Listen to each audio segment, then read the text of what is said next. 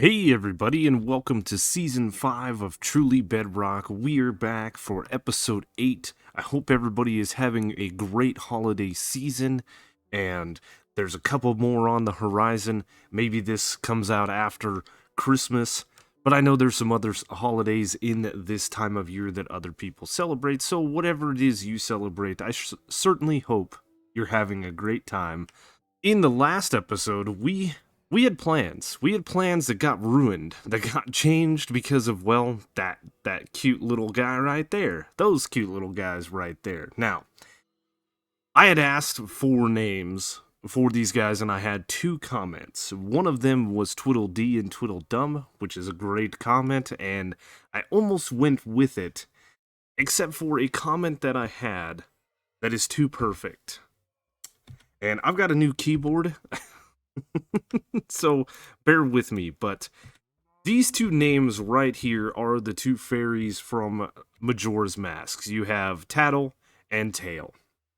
And let me tell you what, Tattle is not half bad considering Navi from Ocarina of Time.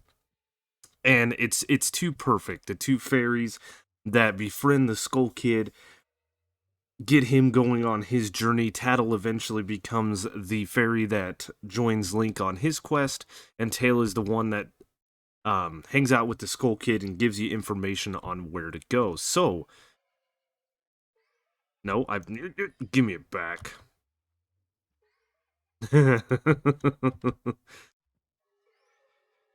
All right, all right, all right. Come here, hold the torch. You hold the torch. Let's see if we can do this. Paddle. Mm-hmm. And Tail. Perfect. Give me my torches back. Awesome. Awesome, awesome, awesome. It was also told to me in the comments that if these guys hold items, they are likely to break the leads because there's looking for those items and trying to put them somewhere and do the thing. So I did take the netherrack they were carrying, and now these bad boys are just going to sit here for a little while. I'm not sure what I'm going to do with them, but it's too perfect not to have them. We went over a block palette in the last episode for our path. We went over a block palette for future builds that are going to be coming up. We got the allays. I keep wanting to call them Vex, but they're not. Back to the island, and we showed off the progress, which none has been made since that episode. We're still at the same position we were. And then I had talked about building a super smelter. You start smelting up all of this that Tiz has given me. There's plenty of this. I think there's been more added even since the last episode. I haven't been on in a week, so I don't know. Now, when it comes to smelting, I'm going to go over some things in regards to furnaces, to blast furnaces, to smokers, all of the different things, and talk about why it's worth building a super smelter. If you guys remember, I think I've built a super smelter in every season except season 2. And I use them quite a bit, and then of course they do run idle after a while. You're not smelting tons and tons and tons of items all the time, right? We're going to need some single smelting items like this little bit of copper here. We're going to need bulk smelting like the iron here. By the way, after the last live stream, I did go find an iron vein. I think there's one like that way somewhere, and we got ourselves like 9 more stacks, 10 more stacks of iron, which is really nice. But smelting is slow. This only smelts so fast. If we're smelting ores, we can smelt a little bit faster in the blast furnace. If we're smelting food, we can smelt that a little bit faster in the smoker. And the only way to speed this thing up is to build multiple furnaces and have the input of items and fuel and collecting of items automated so that we can set it and forget it. Of course, there are about 3 major things to consider when building a super smelter. Those 3 things, in my opinion, are input, item input. How are you going to get the items in there? Now, we all know how furnaces work, and we will be going over it momentarily, but it's going to be a hopper, obviously, but how are we getting items to that hopper? Are we going to use hoppers? Are we going to use chests? Are we going to use water streams? Are we going to use minecarts? There are many different things to consider, and they all have their benefits and, of course, their cons to using them. The next thing to consider is item collection. You can build a super smelter with 64 furnaces in it, but eventually you're going to have a bottleneck of hoppers underneath these furnaces, and only so many items can be pulled out, and then what you're going to have happen is the items are going to backlog in this slot here, meaning items cannot be collected into this slot, meaning whatever you have feeding this system is no longer going to be working. The third and final thing to consider is fuel. What do we want powering this furnace? There are many options that you have when using or selecting fuel. You have things like bamboo. We can make zero tick farms. These burn really quickly. You need a lot of it to power a furnace. You can change that into scaffolding and it burns a little bit longer. Wood items, same thing. They do burn at varying different lengths. Unfortunately, on Bedrock, it doesn't show us. Things like sticks do work as well. Anything that has a wood item, any tools will actually work as well. Any of these pickaxes can be used as fuel in the furnace. Most people probably use some form of charcoal or coal, right? Charcoal can be made by smelting logs. Crafting them down into planks and smelting the logs into charcoal is a renewable way of doing things. You can, of course, mine coal. A lot of people get that. This smelts 8 items. These smelt like halves of items, 1.5 items. This smelts like a partial item. I don't remember the exact thing. Blaze rods will smelt 12 items. Dried kelp blocks will smelt 20. And then, of course, your lava will smelt 100 items. The only downside, in my opinion, to lava is buckets. It is now a renewable source, so it's worth utilizing in my opinion. Dried kelp, you have to get kelp, you have to cook it, and it's better to cook it in a smoker. It's a little bit faster. Then you have to craft it into the kelp block, and it smelts 20 items. In Season 1 of Truly Bedrock, this was our fuel source. Blaze rods, of course, require a blaze farm, and that's the only way to get these. If you wanted to continue using coal and stuff, eventually you will run out of your reserves. And the only way to renew this is, of course, build a fortress farm, which will net you both of these items. You can, of course, make a tree farm and smelt down the logs into charcoal and stuff like that. Bamboo farms are relatively easy. There's all kinds of different ways you can go when it comes to smelting things, and none of these are wrong. None of these are bad. They all have their downside with items and the amount they can smelt and how you have to collect them. But since they added dripstone, I think that lava is probably my favorite to use for smelting. Now, when it comes to a furnace, you can place a hopper underneath, and when an item is smelted, it will be collected in the hopper below. You can place a hopper on any of the 4 sides to put fuel in. I will show you that bucket of lava goes into the fuel source no matter where we put it, which is pretty neat. It does lend pretty useful that we can use any side of the furnace. They all do work. More than not, people use the back, and then of course to place items to be smelted, you need a hopper in the top. This is the only way that you can do things. If we were to take some logs and throw those in the top here, they will be going down, they will start to get smelted, and the bucket does get collected, which is pretty nice. And as these items smelt, which is a very slow process, a piece of charcoal will be collected. And that is just the basics of a furnace. Of course, this thing is going to continue to smelt as long as it wants to, because we had 100 items worth of smelting in it. To speed this process up, what you're going to need to do is, of course, set down multiple furnaces, right? If you have items going in here and this is smelting 1 item at a time, this will smelt 3 items at a time. Of course, you'll want to connect your hopper lines so that the items will be collected into whatever you decide, and you can spread this out as many times as you want. I believe once you get to about 32 furnaces is where hoppers start having a backlog of being able to push items. It might be less than that.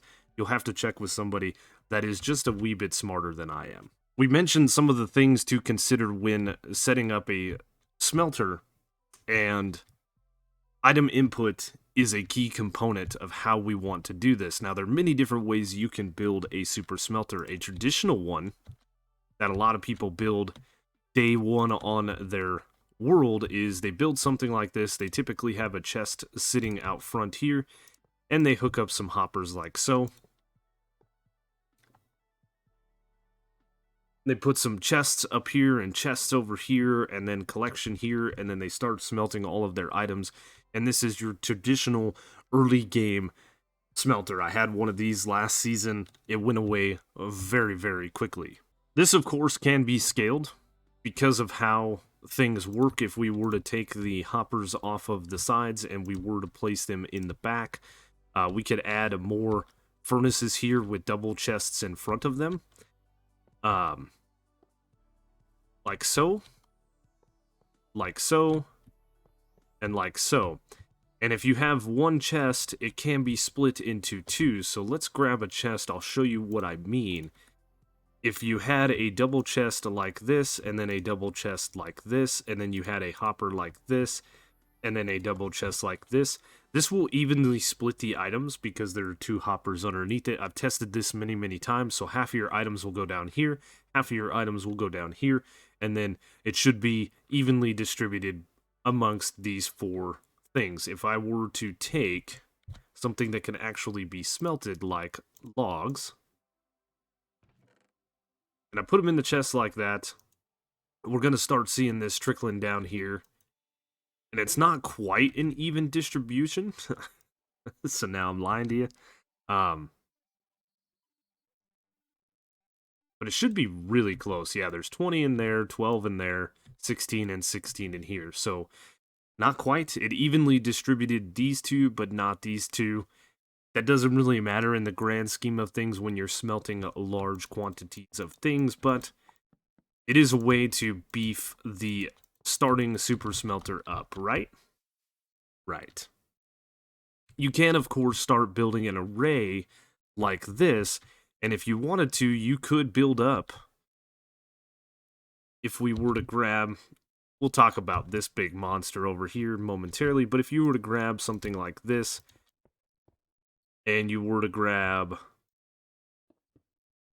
you know, something like this, you could have water streams in here distributing your items. This way, things didn't get in the way. The only problem with this is your first furnace is going to fill up first. Then the hopper, then this one, then this one, then this one. So water transportation is not the best thing to use in this scenario. I did see a long time ago, and I've never been able to get it to work right, but I did see somebody use hoppers running across here like any other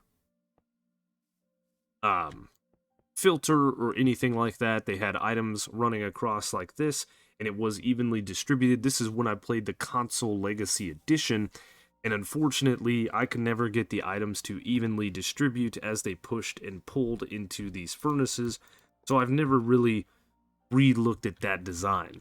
My personal favorite is, of course, rails. There's one other way to do this.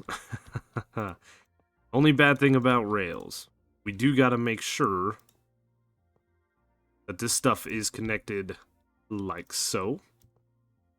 But we can use powered rails, and if you place a block like that, it powers all of the rails. It does not lock the hopper because it's not sitting next to it. And you can run a minecart across this. Let's go ahead and just kill that.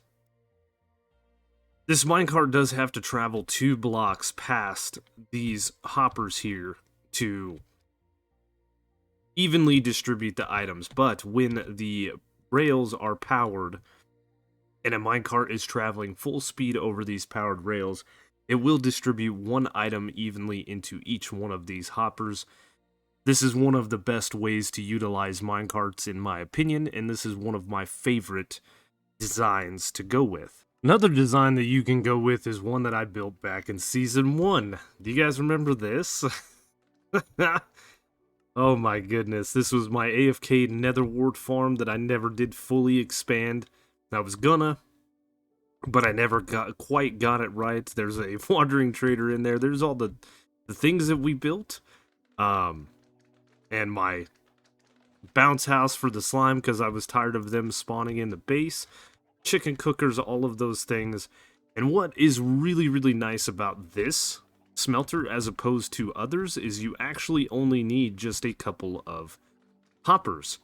We have this hopper here, which is the fuel. And as this furnace goes around, they will pick up fuel one at a time.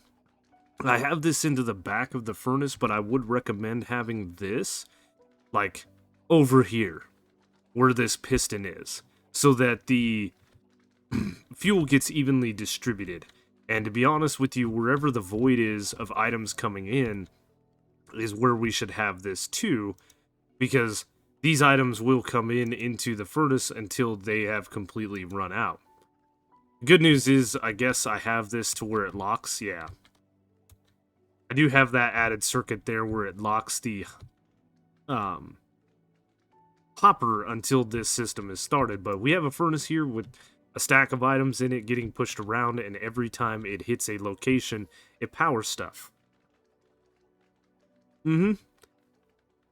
Yep, this powers this block, which is powering the piston to push it back, and then it's coming off and it's firing this piston, and you only need really 3 hoppers to have this system working. You need a hopper for fuel, you need a hopper for the items to be smelted, and then you need a hopper that is going to collect the items down here. And as this thing rotates, it collects items, it collects fuel, it does all the things. And this is a very inexpensive thing to build, right? We've got 8 pistons in here, 4 for the furnace array, 4 for the little clock here. We have a bunch of comparators and repeaters and redstone dust. Realistically, you only need 3 hoppers. I've got 2 here and 2 here. And then I have a couple right here, just getting the items where I need them. But you don't need that many. You only need 3, and then of course I have an on-off switch here that starts moving this stuff around. And as you can see, the items being placed into the furnace and it moving, it's really cool. It's a really, really cool system, and very inexpensive to build. I love it. I love it. It's so neat. I'd imagine you guys remember this furnace from last season, but this was an homage to a smelter I built a very, very long time ago on Console Legacy Edition. And what's cool about this one is you have the minecart here that you can load up the items to be smelted. You have the minecart for the fuel. We click this button, off it goes. It dispenses fuel into these like the block of coal. We hit this one, it goes off, and it keeps going back and forth until it no longer has any items in the minecart, and then the items are collected here along with the buckets for filling this furnace up. It's a really, really neat system because of the mechanics behind it, and I know last season when I showed it off, a lot of people really loved it. I love it. It's a neat thing. I've got a bunch of different rails here. The fuel will come across here one time and off it'll go. The other items will come in right here across this. They will go down, they will bounce, they will come back, they will go across this detector rail here.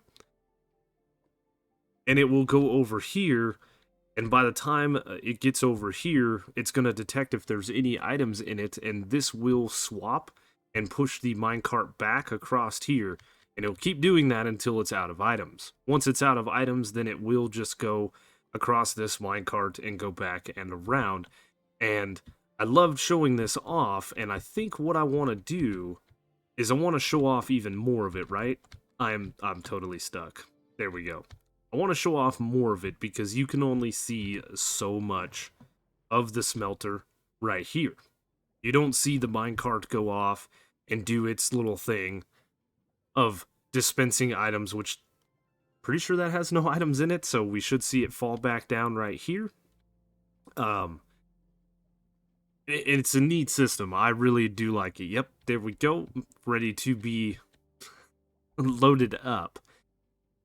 So, with all of this in mind, I think I've got a plan, an idea, so that we can see the inner workings of all of this and maybe slim it down just a little bit. Many options to choose from when building a super smelter, and in my opinion, there's no right or wrong answer. It's whatever you like, right? Sure, the piston feed tape style that we showed off is a little bit more friendly with hoppers and stuff, but tell me how cool this isn't going to be when you're going to be in a room where you can see this in its entirety. Yep, we're going to go with 16 furnaces, and the reason for that is the minecart. The minecart can only hold 27 stacks of items. I'm going to be using lava as a fuel source. We have to keep that in mind. So the max I can do would be 27 buckets of lava in here. So we're going to go 16.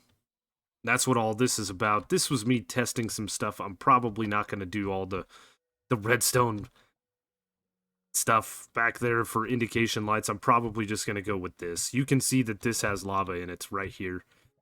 We don't need all the other fancy stuff. But we're going to have a ceiling at this height.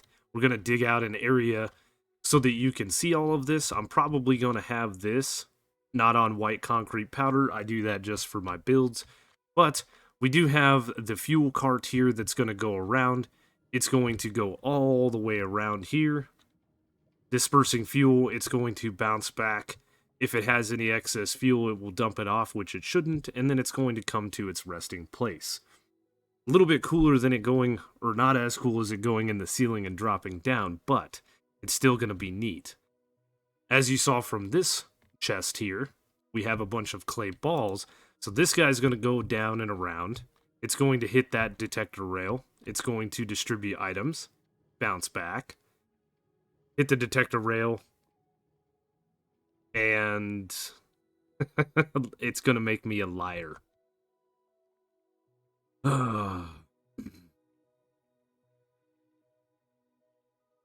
I forget the delay? Is that all I forgot? This is why we sketch things in creative, is making sure... Oh, we don't want the delay, because that's going to hold it that much longer.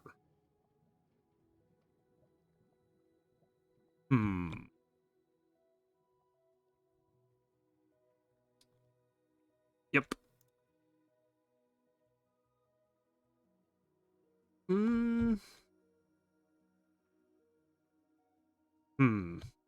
This was working, like, perfectly yesterday.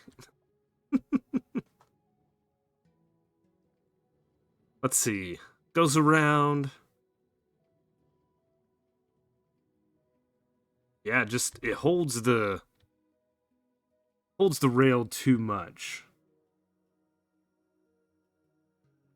We want it to be facing this way, but as that thing comes across...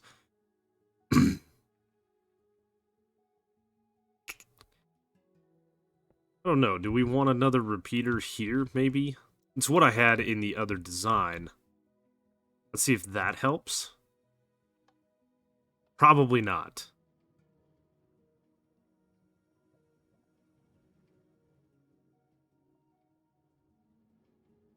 No. Well, anyway, we're going to fiddle with this thing just a little bit longer and make sure that we can get it actually working. Because it was working yesterday. I'm not 100% sure why it's not working today. So we'll fiddle with the redstone just a little bit, going back and forth between the things. But I'm thinking I'm going to have the entrance right here. This is going to be the entrance coming into my area. This is why I got the glass and stuff so you can see in. We're going to have the item collection, which I have these hoppers the wrong way, coming over into here and probably hitting dual elevators, and more than likely we're going to have some sort of collection system right here so that we can walk in, we can go up to wherever we need to. This is what we'll have. Looked up the item collection system just to give it a test and make sure the plan that I had in place was working, and one thing I noticed, not only was the redstone a little jumbled here, but we've got to have a couple of powered rails here. Otherwise, the items don't get evenly distributed into this furnace. This furnace would actually have about half the items everyone else does. So, with the redstone change to this right here with a repeater, we should be good. This shouldn't work now. I've got items in here. Should go around. Gonna make me a liar, I know it. And there we go. So, we have to have the repeater there because when we have less than a certain amount of items, it's only going to give a signal strength of 1. I learned that last season, that's why I had a repeater in the mix. The repeater does kind of slow things down, but this has worked continuously for quite a while. Want to make sure, of course, after all of these items are getting distributed, we did put fuel in here, and I want to make sure that this works as well. It should very simply deposit all of the fuel, and then of course it has nothing in it. The buckets are coming up. Since they're being utilized, we should get 8 and 8. Perfect, and I should start seeing clay, or bricks rather, coming into the system, which is working very, very nicely. So now, all I have to do is repeat this entire thing on the Truly Bedrock server. So I dug a hole not too far from the nether portal, and worked on this quite a bit, but I think we have a big enough area to do all of the things. This is where the glass level is going to be here. I did hopefully dig enough on the walls to where we can cover the walls, and I did dig this one less than counted, so hopefully we can have a ceiling and a floor. And one of the things that I think I want to do, unlike last season, is I want to utilize the deep slate coal ore that we found in conjunction with deep slate and maybe some coal blocks, because I have a fair amount. Found some more of this too, a couple pieces, along with some of this and probably some Silk Touch variants. We're going to want ourselves probably this bad boy right here. And we're going to need some kind of light source, whether it be glowstone. You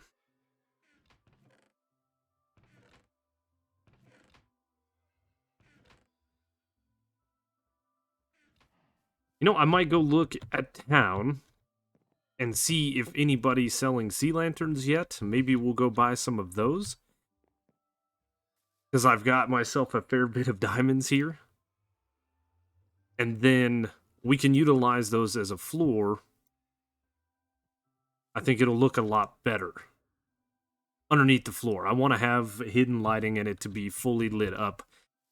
Nothing can spawn, so we can play around with lighting, which is cool, but we want a decent little floor. I think this is going to look really, really good in conjunction, right? Samesies. Gonna probably go mine some more of this as well. I need a fair bit more. And we'll start placing a floor. I did run down into the mines and grab a few more of these deep slate ores. The only thing I'm missing is emerald, but that's fine. We did get a little bit of diamond and iron and gold to combine with the coal ore.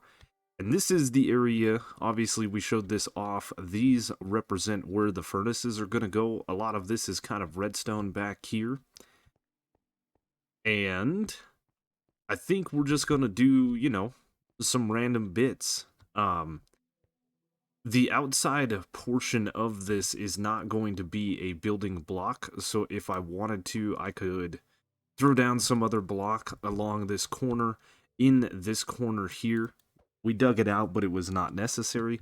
So we need to keep that in mind when building, that we're only going to have certain things, certain areas in which we can place blocks, but I do want to use this coal. I do want to use a lot of different blocks, just to show, I don't know, I think this will look cool as a smeltery if we just kind of do some random bits. The diamonds, I mean, why not build with diamonds, right? So underneath where I'm going to have the furnaces, we're going to have this, and then I'm probably just going to use the cobble deep slate slabs to go underneath here, or over the top of this, rather. I think this is going to turn out pretty neat for a smelting room. I don't know. We're going to have to lay down some blocks and see how this all ends up going. I think we're only going to put a few of these. Like so, just a mismatch of proportions, and then, like I said, we will do this. Maybe we'll do this. Should be all I need.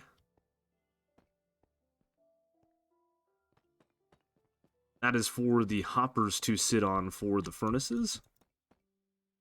And we'll do the same thing here. And probably just fill in the rest of this floor with a little bit of coal blocks and then a little bit of the silk-touched deep slate. I do think that looks really neat. Now, what I want to do, as I said before, is we're just going to fill this side in, and probably the corners going as high up as I can reach with tuff, just as an indication that nothing is going to go in these spots. These are just dead spots that I didn't really need to dig out. And then the real fun will begin. So something like that is what we're going to end up having, just as an indication. And like I said, the real fun begins now. We're going to run hoppers all the way to the wall and to the end of the deep slate. We are going to be able to see that, but I think your eye is going to be pulled away from this, so it's fine. And we're going to set up our furnaces. And what we need to do from this point going forward is, of course, put all of the hoppers in the back, all of the hoppers in the top. And this is where we are going to start adding in our rail lines. We're going to add in all of the redstone bits. That is the next thing that we need to do. And hopefully I have plenty of iron. After all of the mining I've done, I actually found a secondary iron ore vein in a lush cave that I popped out into when I was looking for the different ores that we placed inside of this area. So what I'm going to end up doing is probably going back if I need more iron, but we're going to need to take, you know, a rail line across here. We're going to need to take a rail line across here. Everything is going to go back and forth, and eventually all of this stuff will end up over here. And it's coming along. So what I need to do is grab some more blocks, whatever my block of choice is, which I think is going to be the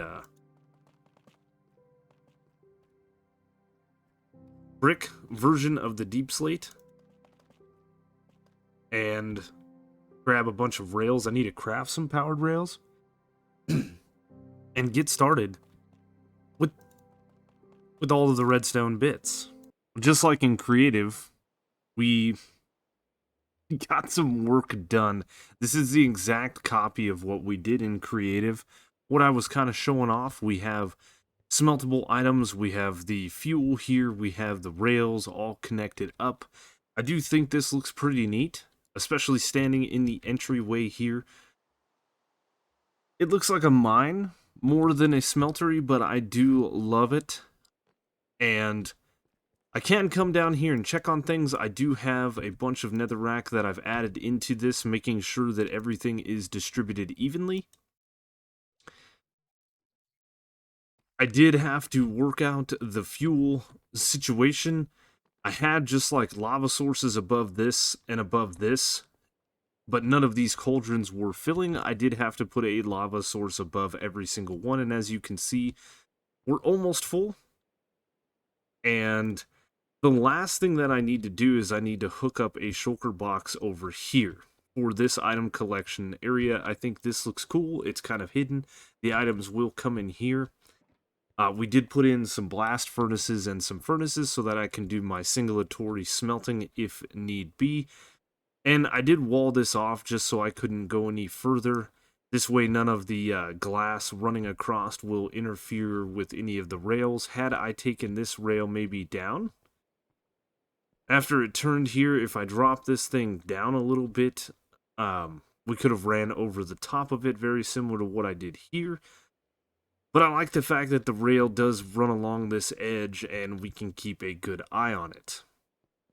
Down here, all we have to do is dig down just a little bit. It's not very far.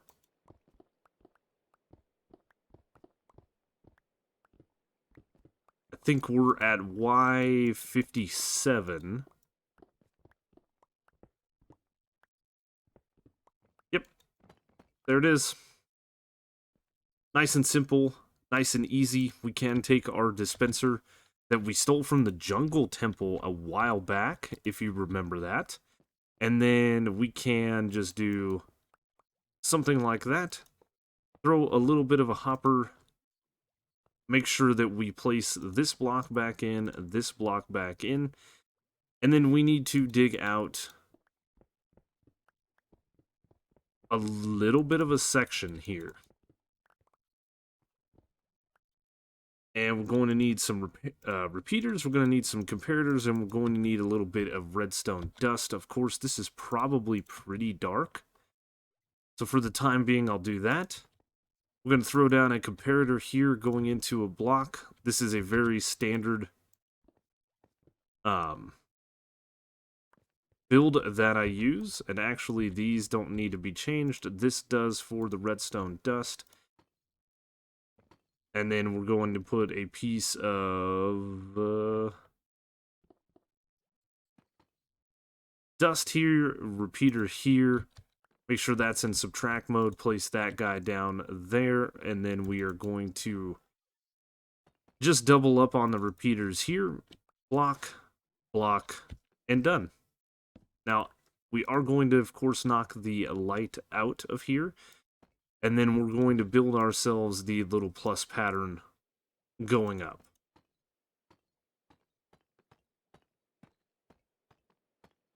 And hopefully I was smart enough to make some more of this. This is just so that we can see. The items will come up to this level. And I think we want to go one more. But first, what we're going to want is that there. Hopper like that.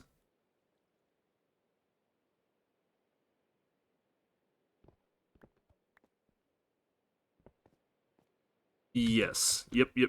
And then we're going to do like this. Then we're going to do like so. And the last time I did this, I actually was not fast enough to block the water source. So it ruined some things.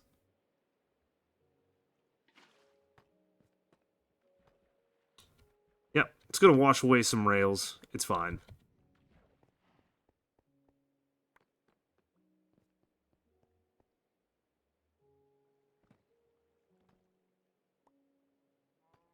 But we can replace it all back. Place the shulker box like so.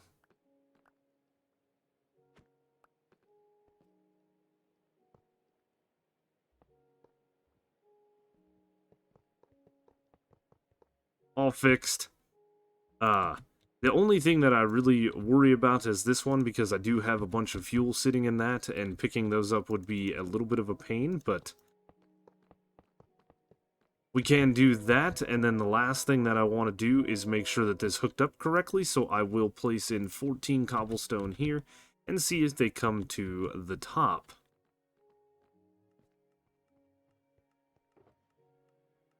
Looks like it's all coming in.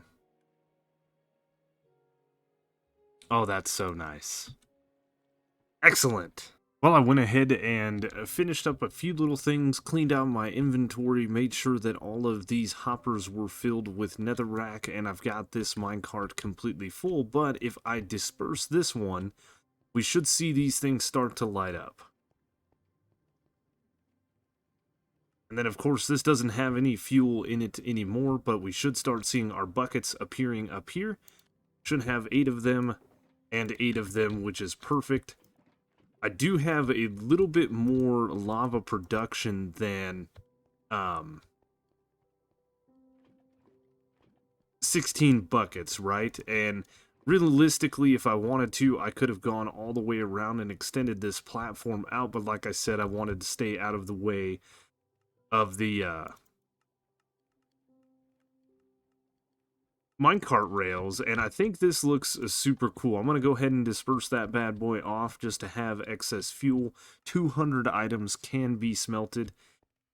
And another thing is, you see that minecart bounce back here and then come back across. If ever I use anything outside of lava, this is going to be a nice system because we can keep just bouncing it back and forth.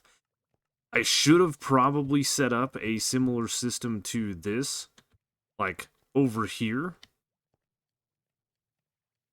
but it would have been a little bit difficult, and my main plan is, of course, to use the lava buckets as opposed to anything else.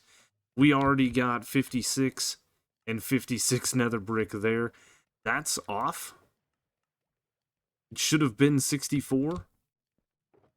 Oh, no, it's not. It's smelting 8 at a time.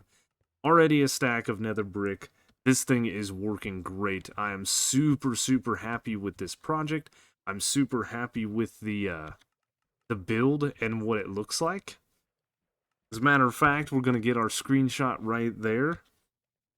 And I love that you can just walk in and see everything that's going on. And of course, we have our access to the basement here, so we can see how things are going. If we really wanted to, we can see what's going on. We can look up in here and see what I've got going on. There's all kinds of things.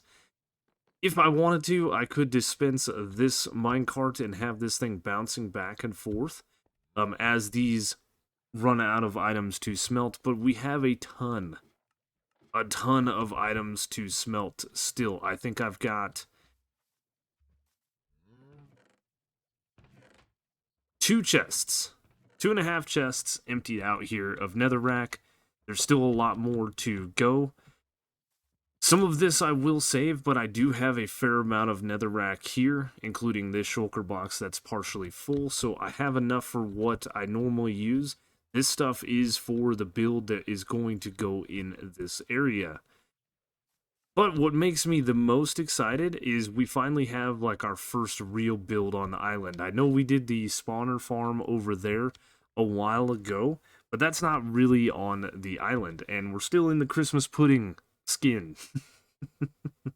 Christmas is over by a couple of days at this point. Hopefully this will be seeing you guys in a few days after I get done.